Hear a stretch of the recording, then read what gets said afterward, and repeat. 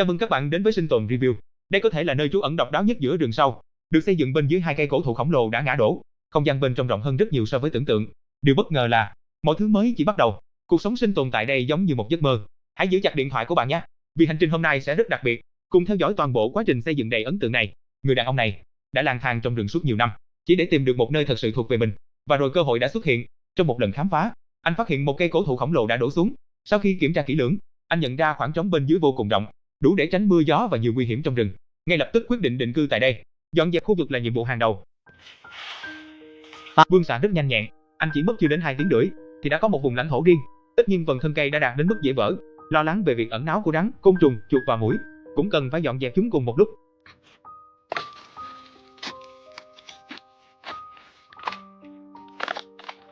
Đừng nói là mặn, thực sự không nói. Quá trình này nhìn có vẻ thư giãn, do độ phẳng của mặt đất không đủ. Vương xạ lấy xẻng ra bắt đầu công việc đào bới. Nhất định phải đào ra một bề mặt phẳng, như vậy còn có thể có thêm không gian xây dựng. Nhưng những viên đá trầm ẩn dưới đất tăng thêm độ khó cho công việc này. Gấu nhỏ dễ dàng đối phó, một chút công sức, mất một bữa ăn lớn. Điều này cũng không làm khó được Vương xạ, người đã trải qua 298 năm giáo dục bắt buộc, sử dụng nguyên lý đòn bẩy của cây gậy để tấn công. Dưới sự nỗ lực không ngừng của một hàng gỗ lăng, cuối cùng đã đưa hòn đá đi xa.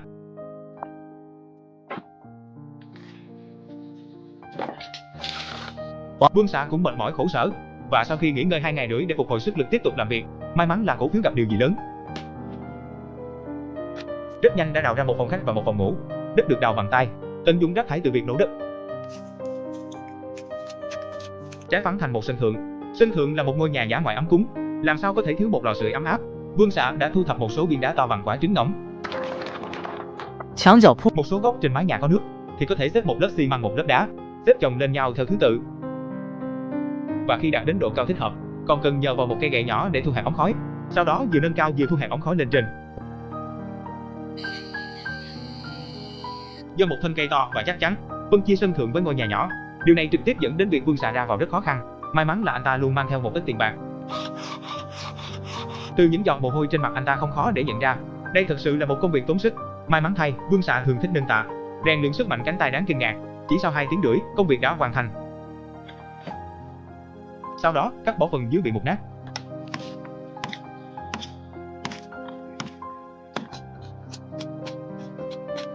Như vậy, nơi trú ẩn này cũng đã có ngưỡng. Mặc dù vất vả, nhưng Vương xạ không nghỉ ngơi một chút nào. Anh lại đi thu thập một số gỗ thô, đầu một thanh gỗ được mài nhọn để làm cột.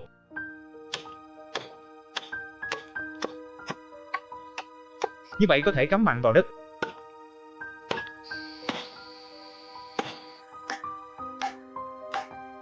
Vật liệu để xây dựng căn nhà nhỏ, Vương xạ chọn loại tre phổ biến nhất. Chỉ cần dùng dây thừng được buộc chặt vào bên trong cột, tạo thành một bức tường thấp thông gió. Phía trên bức tường thấp cần khoan lỗ sâu vào thân cây để cố định một số thanh gỗ làm xương sống. Tiếp tục buộc tre lên trên xương sống.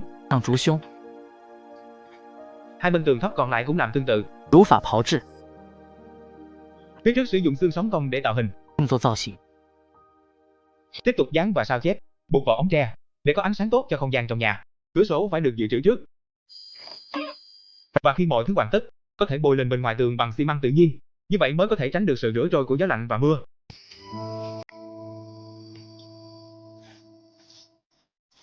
Tất nhiên chỉ dựa vào xi măng thì vẫn hơi mỏng manh. Vỏ cây tự nhiên đụng này cứng và dày, chia thành những mảnh nhỏ gắn chặt vào xi măng. Không chỉ có thể nâng cao hiệu quả chống thấm, cũng có thể ngăn chặn được các loại thú nhỏ. Nếu có gấu đến, thì chỉ có thể xem chỉ số có cứng không. Sau khi hoàn thành hãy xem hiệu quả, cũng khá tốt. Việc trang trí bên ngoài đã hoàn tất. Vương xạ bắt đầu công việc xây dựng bên trong. Anh ta đến gần dòng suối, tìm những viên đá phẳng để làm gạch lát.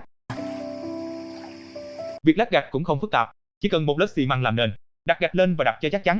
Nhưng điều phức tạp là gạch có hình dạng kỳ lạ. May mắn là Vương xạ có nhiều năm kinh nghiệm làm việc ở công trường, như vậy mới có thể dễ dàng ứng phó. Không biết từ lúc nào trời đã bắt đầu mưa nhỏ. Vương xạ ngồi trước cửa sổ uống trà nghỉ ngơi, còn có thể thưởng thức cảnh đẹp trong núi. Vương xạ thực sự rất thoải mái và thư giãn. Mưa tạnh trời quang. Để giải quyết vấn đề ngủ, Vương xạ tìm một số gỗ thô chắc chắn, gia công các điểm nối thành lỗ kết nối. Có thể cắm các mảnh gỗ vào trong đó, để chúng không rời xa nhau, mãi mãi không tách rời, từ đó tạo thành khung giường.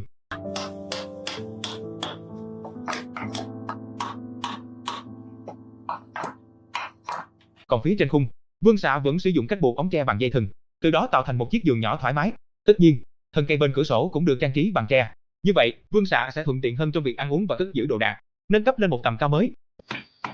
眼见太阳即将落下，王炸打算犒劳下自己，将野猪配齐肉在溪水中处理干净后串成一串，放在壁炉中烤制。只需半小时便能外焦里嫩滋滋冒油。没吃饭的朋友有福了，赶紧去厨房转一圈找点吃的。王炸几口下去，满嘴流油，配齐肉下肚迅速融化消失不见，化作能量迸发至王炸身体每个角落。荒野独居的生活在此刻圆满。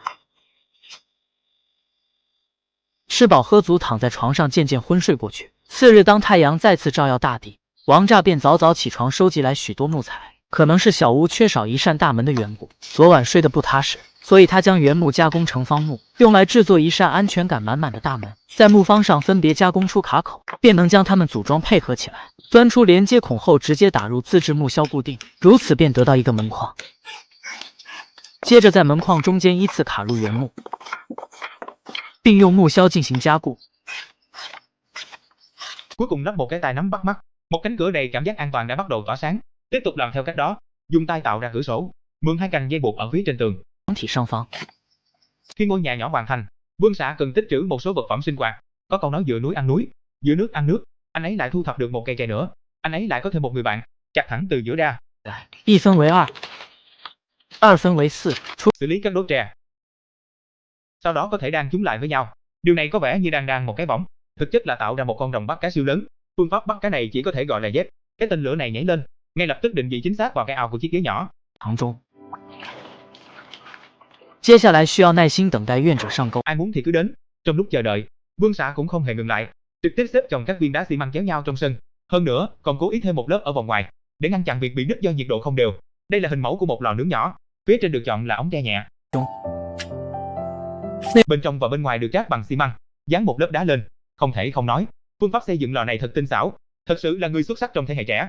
Phía trên ống khói được phủ một tấm đá, để ngăn chặn nước mưa tràn vào. Như vậy, lò nướng này đã bắt đầu lộ diện, dùng để nhóm một đống lửa lớn, tăng tốc độ khô của xi măng lò sưởi. Sau đó đến kiểm tra nơi tên lửa hạ cánh. Lúc này, lồng cá đầy ắp. Vương Xạ dường như rất bình tĩnh, như thể những thu hoạch này hoàn toàn nằm trong dự đoán của anh.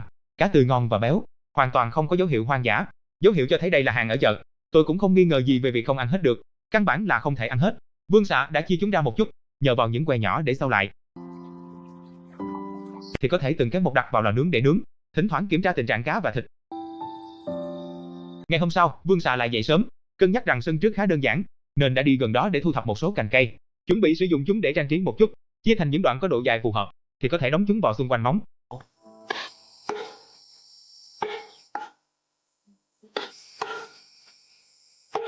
Phần dưới cố định bằng những khúc gỗ làm điểm nhấn,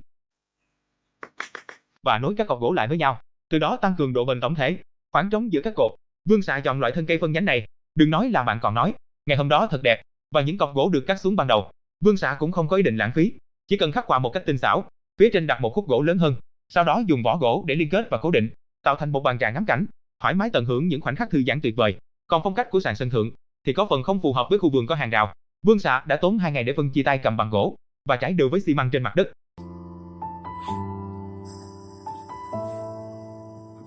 Đến đây, toàn bộ việc trang trí đã hoàn tất một phần, đã đến lúc xem cá khô đang được xông khói. Mùi thơm của cá xông khói lan tỏa khắp nơi, khiến Vương Xạ không thể không gật đầu liên tục. Sau đó, Vương Xạ đã sử dụng nguyên liệu mua sắm khi xuống núi để chế biến một bữa ăn ngon. Khoai tây và trứng chính là nhân vật chính của hôm nay. Đặt chúng vào lửa để nướng và nấu. Trong khi đó, cá khô đã chín hoàn toàn. Vương Xạ đã lấy tất cả ra và cho vào ba lô để bảo quản, để phòng khi cần dùng. Nếu Vương Xạ mời bạn đến ở trong căn nhà nhỏ của anh ấy, bạn có thể ở một mình bao lâu